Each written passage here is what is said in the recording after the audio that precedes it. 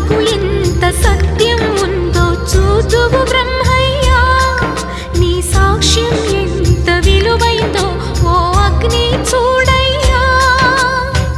నువ్వు రామా అరుంధతి, ఇదే నీ దర్శన ఫలమైతే ఎటైనా దాగిపోవమ్మా.